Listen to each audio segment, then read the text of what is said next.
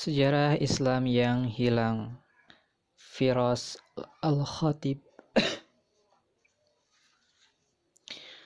Bab keempat, pendirian negara Islam. Terbunuhnya Ali di tangan Khawarij dan naiknya Muawiyah menjadi khalifah menandai akhir era yang biasa disebut Khulafaur Rasyidin.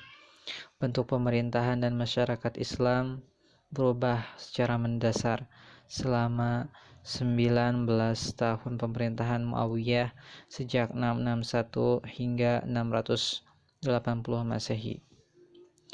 Berkuasa saat perpecahan dan kekacauan menguasai Mesir sampai Iran, keahlian dan kompetensi politik Muawiyah membantu mencegah dunia Islam jatuh ke dalam anarkisme total, yang karenanya mungkin tidak bisa bangkit lagi. Tetapi pada saat yang sama, beberapa kebijakan dan tindakannya cukup kontroversial, sehingga menjadi dasar perpecahan terbesar di dalam dunia Islam sekarang. Kekuasaannya menandai awal kekhalifahan Umayyah, ketika sukses khilafah diputuskan berdasar keturunan dan tetap berada dalam keluarga Umayyah sampai 750 Masehi, kemudian digantikan oleh keluarga tua di Mekah lain, Abbasiyah. Muawiyah, meskipun sudah ada usaha lewat arbitrase, solusi nyata bagi perselisihan Ali dan Muawiyah tidak pernah terjadi. Tahun terakhir kekhalifahan Ali ditandai perpecahan de facto antara kekuasaan Muawiyah dan Ali. Tetapi dengan wafatnya Ali, Muawiyah bebas memperluas kekuasaan di wilayah-wilayah yang sebelumnya setia kepada Ali dan menyatukan dunia Islam di bawah perintahnya. Mungkin ini memang satu-satunya orang yang saat itu dapat mendukung untuk mengelola tugas monumental semacam ini. Dia sangat populer di Suriah, provinsi yang dipimpinnya sebagai gubernur selama 20 tahun. Sebelum mulai menjadi khalifah, pasukan Suriah menjadi tulang punggung kekuatan militernya. Akan tetapi ia tetap mempunyai musuh, terutama di Irak. Di sana berkembang pandangan umum yang cenderung memilih kekhalifahan diwariskan kepada anak Ali yang bernama Hasan. Sebagai negarawan pragmatis, Muawiyah tidak ingin membawa dunia muslim dalam peperangan lagi untuk merebut kepemimpinan. Jadi alih-alih memobilisasi pasukan untuk menghancurkan oposisi yang kejam, ia menegosiasikan perjanjian dengan anak Ali. Hasilnya, Hasan akan menyerahkan seluruh klaim kepemimpinan dan menghabiskan hidup untuk kegiatan ibadah dan ilmu pengetahuan di Mekah. Di bawah permukaan, keinginan sebagian orang untuk dipimpin oleh keluarga Ali tetap ada, tetapi tidak pernah menjadi ancaman nyata bagi kekuasaan Muawiyah. Khilafah juga mengandalkan negosiasi dan perjanjian dengan lawan-lawan potensial lain. Dengan banyak cara, Muawiyah memerintah seperti pimpinan suku Arab pra-Islam, menggunakan hubungan keluarga, kode kehormatan tak tertulis, dan hadiah untuk melancarkan jalan politiknya. Karena semasa muda ia tinggal di Mekah dan menyaksikan ayahnya memimpin Quraisy, tak diragukan lagi bahwa tradisi lama ini tertanam dalam gaya politiknya. Tetapi pada saat yang sama, Muawiyah mulai mengubah sistem kekhalifahan menjadi monarki. Dialah khalifah pertama yang duduk di takhta dan sholat di area tertutup di masjid, yang melindunginya dari kemungkinan pembunuhan. Tak lagi mengikuti jejak sederhana dan bersahaja seperti 4 khalifah pertama. Malahan budaya keluarga raja dan istana yang sebelumnya mewarnai kekaisaran Romawi dan Sasanid menjadi bagian kekhalifahan. Untuk kali pertama setelah wabinafat, kekhalifahan sekedar menjadi yang pertama di antara yang setara, dan banyak kisah bertahan tentang asketisme 4 pimpinan awal seperti Umar yang tak dikenali orang biasa dan menolak pengawalan khusus. Muawiyah menjebatani kekhalifahan sederhana sebelumnya dan monarki sesudahnya. Ia berjalan-jalan ke pasar Damaskus dengan baju tertambal saat masjid besar dan rumit dibangun oleh para arsiteknya. Sebagai upaya untuk mengurangi tekanan perpecahan politik di antara Muslim, Muawiyah memilih fokus untuk perluasan batas-batas kekhalifahan.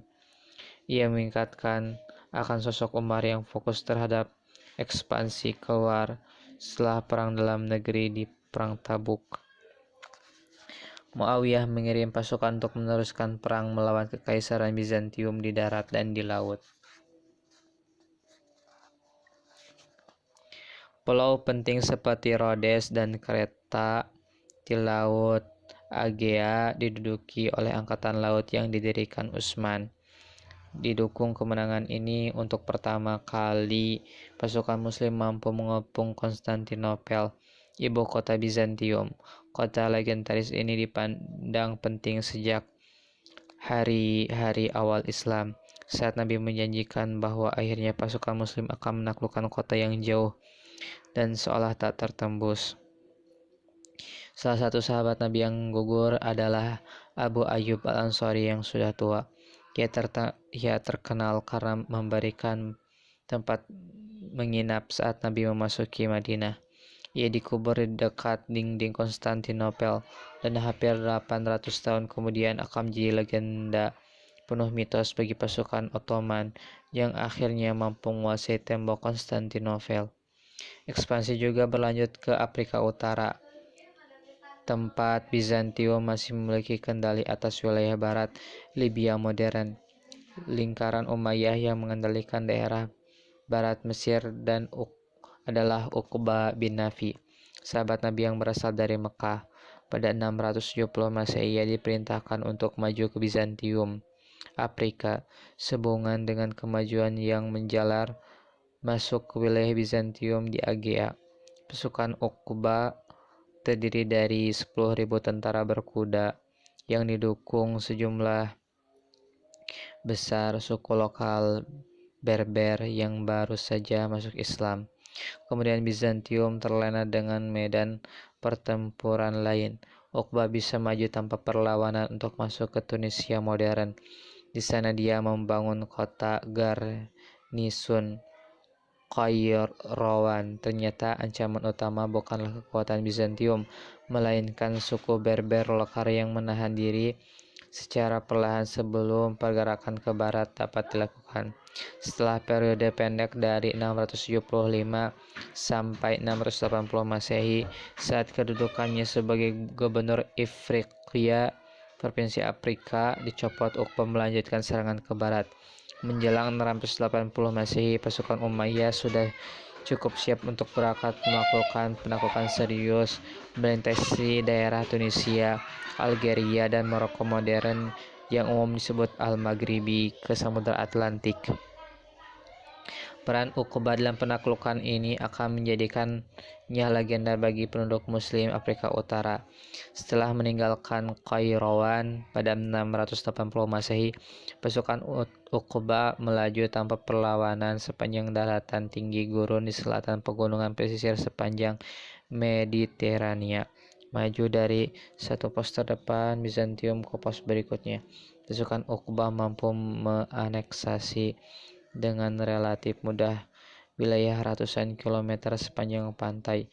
Walaupun perpecahan dan perang saudara berkecamuk di jantung kekhalifahan Islam, salah satu penjelasan yang mungkin tentang penaklukan yang tampak menunjukkan ide adalah perbedaan bahasa, budaya, dan agama antara Berber Afrika Utara dan penguasaan Bizantium.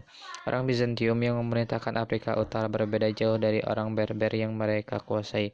Suku Berber adalah manusia gurun, lebih dekat dengan orang Arab yang tiba pada 600-an daripada orang Latin dan Yunani yang telah berabad-abad memerintah wilayah tersebut. Bahasa mereka tidak punya kesamaan dengan bahasa Yunani yang digunakan dalam pemerintah. Hanya sedikit orang Berber yang mengubah cara hidupnya dan mempelajari bahasa gubernur mereka. Kurangnya ciri budaya yang sama menjadikan perbedaan sosial yang ajek di antara keduanya. Asimilasi penuh orang Berber ke dalam masyarakat Roman atau Bizantium sangat langka. Akan tetapi seperti agama menjadi faktor yang lebih besar membuat Berber mendukung pasukan Muslim Arab. Sejarah awal Islam catat bahwa seluruh pasukan Berber masuk Islam segera setelah kedatangannya. Tentu ada perbedaan antara orang Afrika dan orang Bizantium dalam isu Kristiani, terutama soal bentuk ketuhanan dan kemanusiaan. Gerakan Kristen separatis seperti Arianisme dan Donatisme secara terbuka memperdebatkan ortodoksi resmi yang diperkenalkan orang Bizantium dan mungkin telah menyebabkan orang Afrika Utara cenderung lebih dekat dengan Islam. Tetapi walau tak segera masuk Islam, seperti diklaim penulis sejarah terdahulu, suku Berber pasti mempunyai alasan praktis untuk melawan Bizantium bersama dengan kedatangan pasukan Muslim. Hal ini memungkinkan pasukan Uqba untuk terus mendapatkan momentum seperti yang terjadi pada sepanjang awal 680-an sehingga mampu memasuki Maroko modern dan pantai Atlantik. Kata-kata legendaris yang terucap pada saat dia mengendarai kuda memecah ombak samudera dan menunjukkan sifat religius yang mendalam pada penaklukannya. Ya Allah, jika laut ini tidak menahanku, aku akan melintasi daratan seperti Alexander Agung, mempertahankan agamamu dan memerangi orang-orang kafir. Benar atau tidaknya ia mengucapkan kata-kata itu tak sepenting gambaran heroik yang muncul dalam pemikiran berbagai generasi pimpinan militer yang akan membangkitkan Islam Maghribi. Konflik suksesi. Meskipun berhasil menyatukan dunia Islam setelah kekacauan pada kekhalifahan Ali, ada satu keputusan Muawiyah yang menjadikannya sebagai karakter kontroversial yang mengubah bentuk pemerintahan Islam selama 1300 tahun berikutnya. Ia menunjuk Yazid anaknya sebagai penerus tepat sebelum wafat dan menuntut sumpah setia dari orang-orang terkemuka di Damaskus. Ahli sejarah Islam sepanjang waktu berspekulasi mereka alasan Muawiyah melakukan itu terutama mempertimbangkan oposisi terhadap Yazid. Tetapi mengingat konteks historis pada masa Muawiyah, kita mudah memahami mengapa terjadi perubahan ke sistem keturunan. Masa Muawiyah menjadi khalifah menunjukkan pada penekanannya pada kesatuan dan keharmonisan politik. Setelah pergolakan politik pada masa kekhalifahan Ali, tantangan utama Muawiyah menjaga dunia Islam berpadu di bawah satu pemimpinan. Walaupun ia sukses besar, tidak ada jaminan seluruh khalifah berikutnya mampu memanfaatkan ancaman luar atau manuver politik untuk meminimalkan perpecahan internal. Dengan demikian, Muawiyah merasa bahwa satu-satunya cara untuk melindungi persatuan dan keharmonisan sosial adalah dengan memotong kemungkinan perang suksesi dan menjadikan kekhalifahan berdasar keturunan. Akan tetapi seperti yang telah terjadi pemimpinan Yazid, bukannya tanpa kontroversi, seperti ayahnya Yazid belum pernah mengenal langsung Nabi dan tidak memiliki aura yang terlihat pada para sahabat. Selain itu ada rumor yang beredar di kota suci Mekah dan Madinah tentang kehidupan Yazid yang penuh dosa, alkohol, gadis penyanyi, kemewahan yang berlebihan mengiringi kehidupan Yazid, jauh dari gaya hidup beriman dan sederhana seperti yang didakwahkan Nabi. Benar atau tidak, tuduhan ini cukup bagi sebagian orang untuk memberontak seperti Abdullah bin Zubair, anak Zubair yang menentang Ali. Permasalahan bertambah pelik karena sebagian orang di Irak ingin menyaksikan keturunan Ali mendapatkan gelar khalifah di dunia Islam. Hasan, anak tertua Ali, sudah wafat di Mekah pada masa pemerintahan Muawiyah. Maka dukungan pun jatuh ke tangan Husain, adiknya. Cucu Nabi Muhammad SAW ini tertarik dengan kota Kufah di Mesopotamia karena janji dukungan penduduknya menentang saran Abdullah bin Zubair yang memperingatkannya bahwa orang Irak akan membelok begitu ada kesempatan. Husain bersiap mendirikan basis di Irak pada 890 Masehi agar dapat menentang Umayyah di Suriah. seperti yang dilakukan ayahnya 25 tahun yang lalu. Serangan Abdullah terbukti tepat. Penduduk Kufah melepaskan dukunnya pada Husain.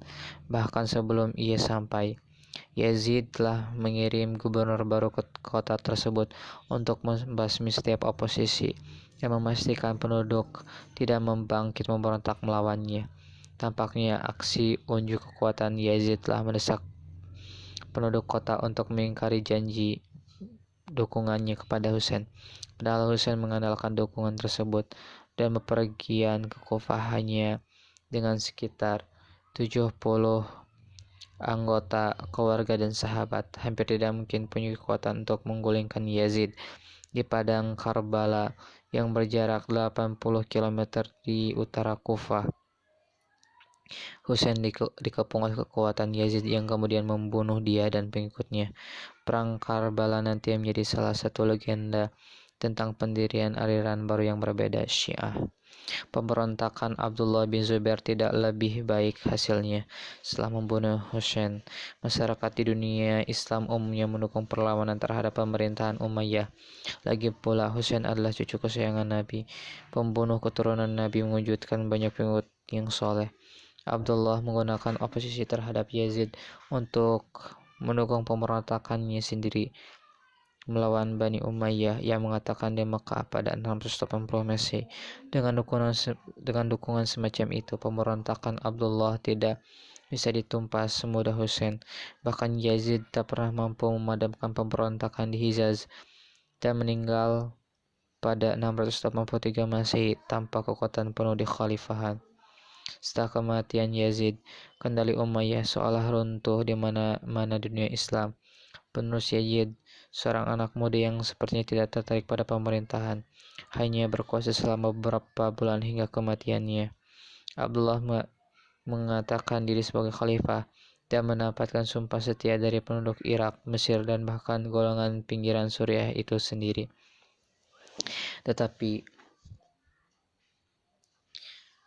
Akan tetapi melalui perpaduan antara politik kesukuan dan pertempuran terbuka, Bani Umayyah mampu mengambil alih kendali kekhalifahan di bawah Marwan, salah satu keponakan Muawiyah. Di bawah Marwan dan anaknya Abdul Malik, Bani Umayyah mengambil kembali kendali atas Suriah, Mesir, dan Irak, dan akhirnya memadamkan pemberontakan Abdullah bin Zubair di Mekah pada 692 Masehi. Bani Umayyah bangkit dari ancaman kepunahannya untuk memperoleh kembali kendali penuh atas kerajaan Muslim. Ini pasti bukan kedamaian dan keselarasan yang diharapkan Muawiyah saat menunjuk putranya sebagai khalifah. Akan tetapi begitu Bani Umayyah mengambil kendali, periode perang saudara antara 680 dan 692 masih seperti tak lebih dari cekukan kecil. Pada akhir 600-an dan awal 700-an, Bani Umayyah melanjutkan periode kedua ekspansi militer cepat dan pertumbuhan ekonomi yang akan menandingi periode manapun dalam sejarah Islam sebelum dan sesudahnya. Penaklukan lanjutan. Konsolidasi penuh dalam penaklukan Uqbah di Afrika Utara harus diselesaikan sebelum penaklukan lanjutan dapat dilaksanakan. Khalifah Abdul Malik mengirimkan pasukan untuk menaklukkan Kartago, pos luar terakhir di bawah kontrol Bizantium di Afrika Utara pada 698. Dengan demikian daerah terakhir Bizantium Afrika Utara lenyap. Setelah penguasaannya dipaksa mundur ke Sisilia dan Yunani, sekarang tentara Islam melengkapi salah satu penaklukan paling spektakuler dan tidak dapat dipercaya dalam sejarah. Legenda menceritakan seorang bekas petinggi Bizantium, Julian, memohon kepada gubernur Muslim Afrika Utara yang baru untuk menghukum raja Visigotik dari semenanjung Iberia, Roderick. Sang raja itu sudah menggoda anak perempuan Julian di saat di bawah perlindungannya. Julian bahkan berjanji menyeberangkan kekuatan ekspedisi Islam melintasi selat ke Spanyol untuk menuntut balas raja tiran tersebut. benar atau tidaknya keberadaan Julian, laporan tentang kerusuhan di Spanyol Visigotik ditambah permohonan kaum Yahudi dan Kristen non-Ortodok yang teraniaya tentu mempengaruhi keputusan untuk menyeberangi selat dan pergi ke semenanjung Iberia. Musa bin Nusair, gubernur Umayyah untuk daerah Maghribi, lalu mengirimkan pasukan di bawah komando Tariq bin Ziyad, seorang Berber yang masuk Islam awal 711 Masehi, yang mendarat di dekat pegunungan monolit raksasa yang sekarang dikenal dengan Jabal Tariq. Di Inggris kan menjadi Gibraltar. Di tempat ini Tariq memimpin pasukan menyerbu ke sepanjang selatan Spanyol yang terbukti berhasil, terutama sejak Roderick dan pasukan besar Visigotik yang ada di utara semenanjung sedang menghadapi pemberontakan Basque. Saat Roderick bisa mengarahkan pasukan ke selatan untuk menghadang tentara Muslim pada musim panas 711 Masehi, Tariq sudah berhasil membawa sekitar 10.000 tentara Muslim dari Afrika Utara dalam perang Guadalete yang menentukan. Pasukan Tariq berhasil menghancurkan kekuatan Roderick yang pasukannya mengalami penurunan kesetiaan akibat perjalanan melelahkan untuk melawan penyerbuan Muslim. Roderick sendiri terbunuh dalam pertempuran dan kelemahan terbesar kerajaan Visigotik langsung kentara. Kendali penuh, pusat runtuh di seluruh semenanjung. Tariq terus bergerak untuk menguasai ibu kota tua Toledo. Lewat pertempuran selama beberapa bulan dan tak lama sesudahnya kota-kota pun mulai berjatuhan ke tangan Muslim. Atasan Tariq, Musa, langsung menyeberang ke Spanyol untuk membantu penaklukan yang sedang berlangsung. Tariq adalah penakluk dan Musa adalah konsolidator. Saat kekuatan ekspedisi, pimpinan Tariq menguasai kota-kota jauh ke utara hingga ke lembah Ebro. Pasukan Musa yang lebih besar melanjutkan untuk menerapkan hukum Islam penuh di wilayah taklukan dan membentuk pemerintahan sivil. Pada 711 hingga 715 Masehi, Tariq dan Musa mampu menjadikan sebagian besar wilayah semenanjung di bawah kendali Umayyah. Penaklukan wilayah seluas itu yang seolah mustahil melibatkan pasukan dalam jumlah relatif kecil, tak lebih dari 10.000, 20.000 tentara. Ini mengingatkan kita akan penaklukan Afrika Utara tepat satu generasi sebelumnya. Penyerbuan lebih lanjut ke selatan, ke Galia, awalnya terbukti sukses seperti penaklukan Spanyol. Pasukan Muslim berhasil maju sampai bagian selatan Prancis modern, menerapkan aturan Islam di Aquitaine dan Septimania. Pada 720 Masehi, puncak invasi Islam ke Galia terjadi pada 792 saat pasukan di bawah gubernur Muslim Andalusia Abdurrahman al-Ghafiqi dikalahkan pasukan Franks yang dipimpin oleh Charles Martel di Perang Tours, utara Prancis. Arti perang pertempuran ini menjadi bahan perdebatan para ahli sejarah. Sebagian berpendapat bahwa kemenangan Islam akan membuka jalan pada penaklukan penuh Eropa dan perpindahan agama ke Islam pada 700-an. Sedangkan yang lain mengecilkan pertempuran tersebut dengan mengatakan bahwa gerak maju Al-Ghafiqi ke utara Prancis tak lebih dari penyuapan musim panas tanpa bertujuan menaklukkan. Penting atau tidaknya pertempuran itu masih bisa diperbantahkan, tetapi kita menyoroti implikasi penerapan hukum Islam di Prancis dan sekitarnya bagi sejarah Eropa pada abad pertengahan. Ekspansi Umayyah awal abad ke-8 menjadi luar biasa karena tak terbatas pada Afrika Utara dan Spanyol. Secara bersamaan, di sisi yang sebaliknya dari kerajaan, pasukan Umayyah bergerak maju ke daerah tak dikenal, yang bahkan pasukan Alexander pun tak berani mendatanginya. Pendorongnya adalah kapal dagang Muslim yang kembali dari Ceylon, Sri Lanka sekarang. Usai diserang bajak laut yang bermarkas di pojok barat India, Sind. Saat pemimpin kerajaan Sind, Raja Dahir menolak mengembalikan tawanan muslim yang ditangkap dari kapal. Pasukan Umayyah kembali ditugaskan untuk memperluas batasan kerajaan di bawah komando Muhammad bin Qasim, anak muda yang berasal dari suku Thaqif di Taif, kota yang sama dengan yang menurut cerita tradisi Islam tak dihancurkan Nabi. Walaupun masih remaja, Ibnu Qasim terbukti mampu menjadi pemimpin di bawah pengawasan Hajjaj bin Yusuf, gubernur Irak. Bersama 6.000 tentara Suriah, ia dikirim melintasi Persia dan masuk ke anak benua India pada 711 Masehi. Pada tahun yang sama, saat Tariq bin Ziyad masuk ke Spanyol. Setelah mereka mencapai Sungai Indus, beberapa komunitas kecil menyerah karena dijanjikan kebebasan beragama. Dibantu pejabat-pejabat kuil Buddha, pasukan muslim menguasai setiap kota dengan perlawanan relatif kecil. Akhirnya, Ibnu Qasim bertemu dengan Raja Dahir dalam peperangan di sepanjang Sungai Indus, dibantu penduduk lokal yang tak puas dengan kekuasaan Dahir.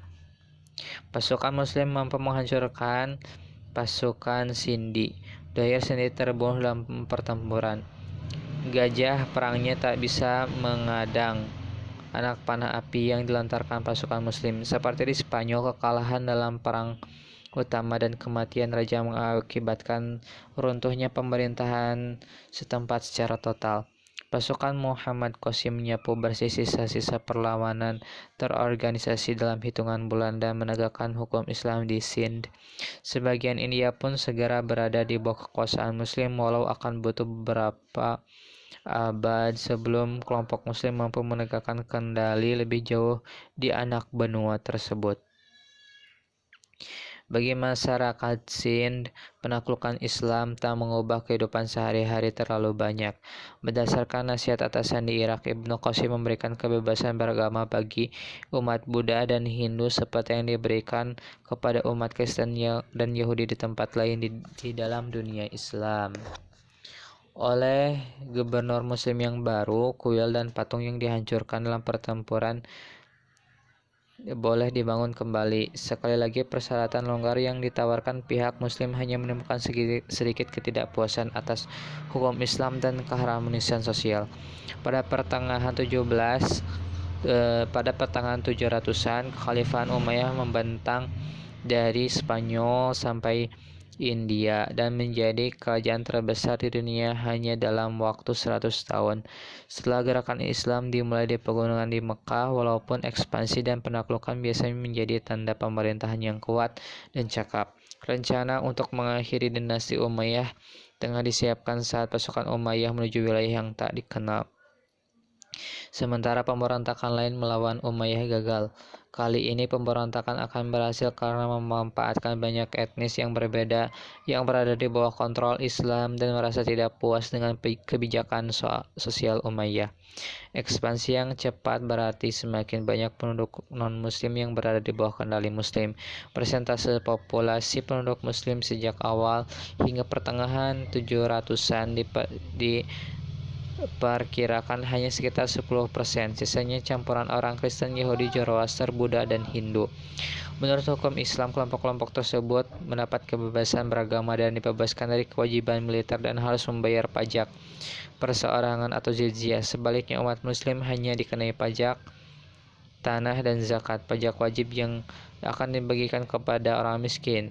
Walaupun biasanya lebih kecil daripada pajak Bizantium dan Sasanid pra-Islam, jizyah masih lebih tinggi daripada pajak yang dibayarkan kepada orang muslim. Reaksi ekonomi yang alami terjadi adalah non-muslim masuk Islam akan membayar pajak lebih rendah. Tetapi solusi ini menimbulkan masalah bagi pemerintahan Umayyah. Jika seluruh non-muslim masuk Islam, penerimaan pajak bakal anjlok, sehingga secara finansial tidak memungkinkan untuk ekspedisi militer lebih lanjut. Tambah menyebutkan kemewahan istana Umayyah. Akibatnya, usaha untuk menjaga penerimaan harus dilakukan. Non-Muslim yang masuk Islam disyaratkan tetap membayar pajak jizyah senilai sebelum mereka masuk Islam. Secara teoris, cara ini akan melindungi sumber pajak yang berharga untuk kekhalifahan dan memastikan perpindahan agama tersebut dilakukan secara tulus. Dalam praktiknya, ini berarti diskriminasi ras yang dilembagakan karena bangsa Arab hampir seluruhnya telah masuk Islam sebelum dimulai kekhalifahan Umayyah. Orang-orang yang masuk Islam belakangan adalah bangsa non-Arab seperti Koptik, Yunani, Berber, terutama Persia. Mereka Muslim yang harus membayar jizyah, sedangkan saudara seiman mereka yang dari Arab dibebaskan.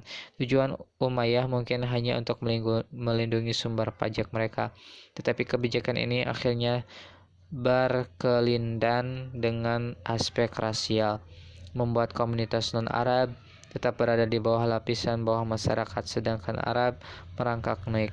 Dari perspektif keagamaan, hal ini berkontradiktif dengan seruan Nabi saat haji perpisahan tentang persatuan. Ia menyatakan tidak ada orang Arab yang lebih baik daripada bukan Arab, dan tidak ada orang bukan Arab lebih baik daripada Arab.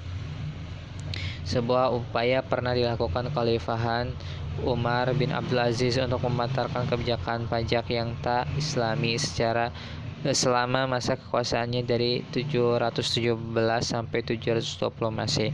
Walaupun reformasi ini sangat populer di kalangan non-Arab, ia tak dipercaya oleh keluarganya sendiri dan diracun Bani Umayyah hanya 2 tahun setelah berkuasa. Orang-orang Islam berikutnya memberi gelar kehormatan kepada Umar II sebagai Khulafaur Rasyidin kelima karena reformasi bernapas agama yang ia lakukan, tetapi pada akhirnya kekuasaannya tak lebih dari sekadar gangguan kecil dari kebijakan Umayyah. Dengan semakin meningkatnya jumlah non-Arab yang masuk Islam, ketidakpuasan atas kebijakan pajak yang tak setara pun berkembang. Menunggangi gelombang ketidakpuasan ini, keluarga tua lain dari Mekah bangkit untuk mengambil alih kekhalifahan Bani Abbasiyah. Revolusi Bani Abbasiyah. Bani Abbasiyah mendapatkan namanya dari paman Nabi Abbas yang menjadi keluarga klan tersebut. Mereka bermukim di tanah sebelah timur Sungai Yordan setelah penaklukan Suriah dan secara umum menjauhkan diri dari politik saat perang saudara berkecamuk pada 600-an. Akan tetapi pada awal 700-an mereka mulai mengembuskan rumor bahwa salah satu keturunan Ali telah secara resmi memindahkan hak kekuasaan kepada Bani Abbasiyah. Mengapa ia melakukannya, atau apakah memang itu terjadi, masih merupakan misteri. Dari sudut pandang praktis, hal ini memberikan legitimasi kepada Bani Abbasiyah. Mereka tidak hanya lebih dekat hubungannya dengan Nabi daripada Bani Umayyah, tetapi juga mengklaim akan menegakkan keinginan kalangan yang mendukung keturunan Ali sebagai pimpinan dunia Islam. Dari wilayah basis di selatan Suriah, kemudian di Irak, kemudian mereka mengirim wakil-wakil ke Khurasan di timur. Di sana penduduk Persia dapat digerakkan untuk mendukung pemberontakan melawan Umayyah yang menindas. Sepanjang 730-an dan 740-an diucapkanlah sumpah setia jaringan sekutu yang jauh dari basis Bani Umayyah di Damaskus. Bani Abbasiyah memberikan janji masyarakat yang lebih setara di bawah kekhalifahan dan secara samar menjamin keturunan Ali akan memainkan peran lebih besar dalam pemerintahan Islam sesuai keinginan banyak Muslim di bagian timur kekhalifahan. Dengan begitu, Bani Abbasiyah mampu mengamankan dukungan dari berbagai kalangan masyarakat. Sokongan datang antara lain dari ahli ibadah yang ingin menyaksikan pemerintahan yang lebih mengikuti teladan Nabi.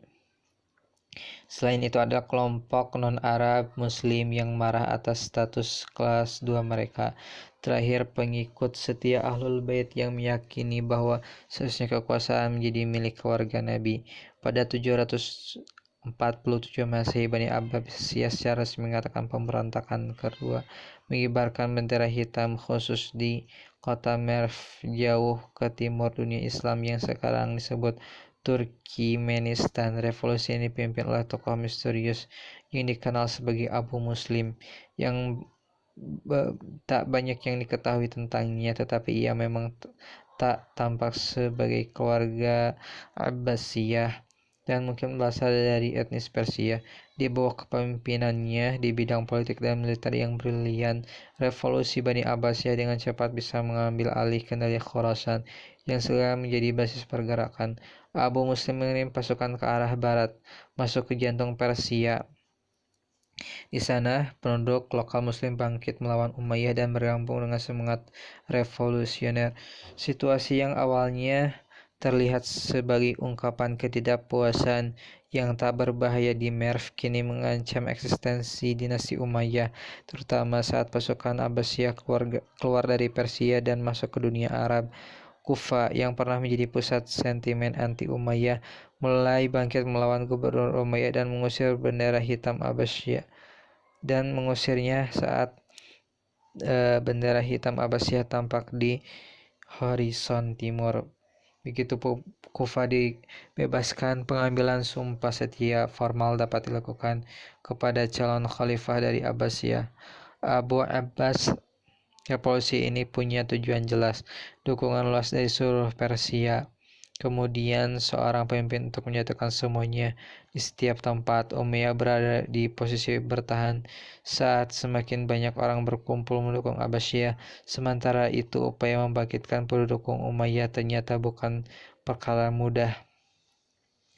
Sudah beberapa dekade berlalu sejak ancaman nyata berhadapan posisi Umayyah mulai muncul, tetapi pejabat pasukan Suriah hanya berdiam diri dan dengan keliru menganggap kekuatan revolusi itu perlahan-lahan akan surut. Saat Khalifah Marwan II berhasil mengumpulkan kekuatan Umayyah, Abbasiyah telah mengambil kendali atas sebagian besar Irak. Pada awal 750 Masehi, pada Perang Zab di Mesopotamia Tengah, kekuatan Abbasiyah berhasil memukul mundur penuh pasukan Umayyah. Perlawanan terorganisasi terhadap Abbasiyah secara efektif berakhir setelah perang tersebut. Seiring runtuhnya kendali Umayyah di seluruh dunia Islam, kini tidak ada penghalang antara Abbasiyah dan kota ibu kota Umayyah Damaskus. Satu demi satu kota-kota menyerah dan menerima kedaulatan Abbasiyah. Satu demi satu anggota keluarga Umayyah diburu dan dihukum mati. Marwan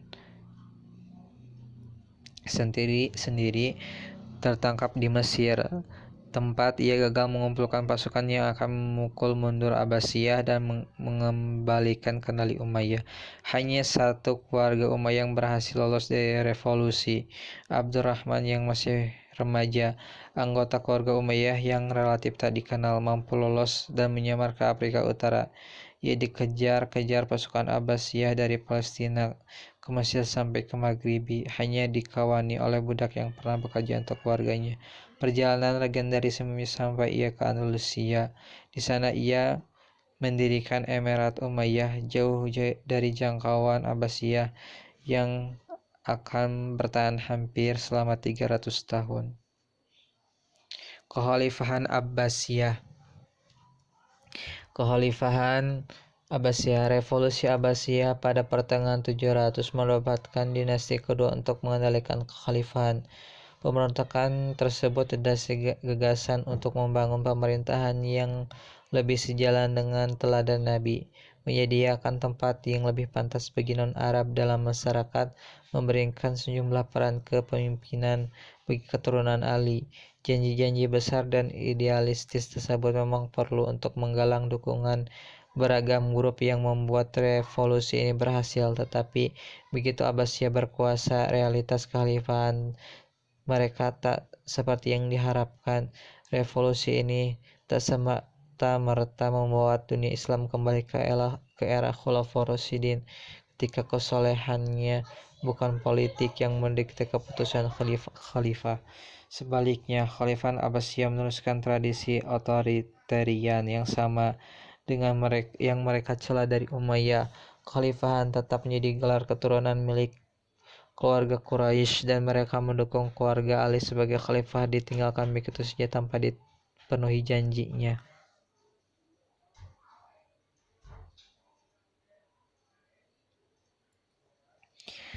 Satu hal yang benar-benar dimajukan Bani Abbasiyah adalah peran non-Arab dalam masyarakat.